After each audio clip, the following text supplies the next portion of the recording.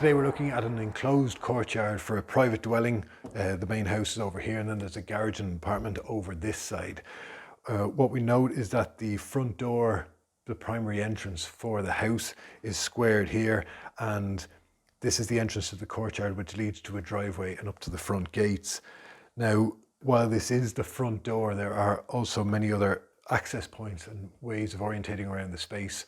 So we just needed to record the circulation diagram as such. Now, when we start to pull lines from here, it seems as though it's quite a formal setup, that there's a lot of symmetry happening, but actually the center of this courtyard opening does not exactly line up with the corner of this building here. And so what we don't want to do is exaggerate that these elements aren't lining up. Rather, we can simply push these lines in and around to exaggerate that and have these coming in here, pushing here, and then I think these ones came out of here. Maybe this one goes in there a little bit like that.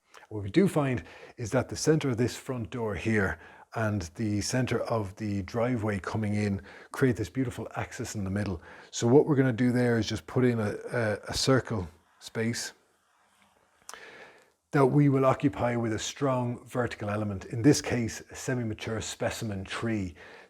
The courtyard is largely flat, so providing this vertical element allows us to break up that space and also to provide better circulation to actually get around it, because this space will be largely occupied by vehicles.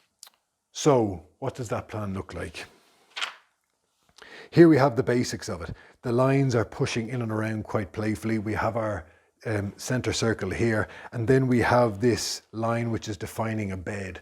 Although it is largely flat, there is a natural slope which heads down this way, and so this is the obvious place for the planting to be. Although it doesn't look it on the plan, this retaining wall is over 3 meters in height, and so with the north arrow over here we can see that this is going to be cast in shade all year round, but there's still a wide variety of plants that we're able to use and capitalize on to green up that space and provide additional green elements along with our tree in the middle.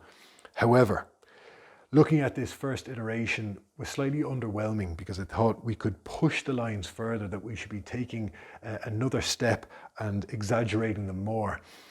Another key aspect is, with landscape architecture, we are always considering the wider context. There is no true isolated space in landscape. There are always spaces that feed into it, access points of how we actually, that influence not only the microclimate, but how people access it. So we decided to push those lines outside of the courtyard space and create a kind of waving motif which would also impact further up the drive. So that plan then starts to look like this, where we have our green element in the middle, which I may as well draw in. And then we also have this bed which has reduced in size to allow for further planting. But as we can see here, we have this area up the front.